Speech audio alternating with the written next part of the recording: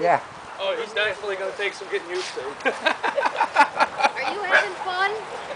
He looks like he's I think I can. I think I can. I know. That's what he was doing over there when I was walking up with him. Come on. But, Well, you know, he's a little out of shape. Oh, yeah. When was the last time he went for a walk?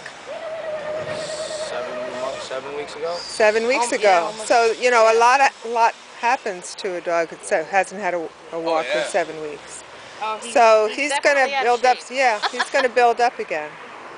Good. So this is Bandit, and Bandit had back surgery April 11th. Wow. And he's coming back, and he's getting a cart, and he loves it, and I can tell he's got a huge smile on his face. And so does Mom and Dad, Yes, I too. do. Everybody's happy. The whole family's happy. Every time I come with the camera, he's like, I'm out of here.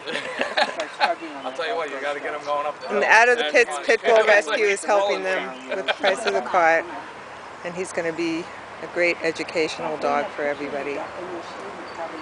Thanks, Bandit.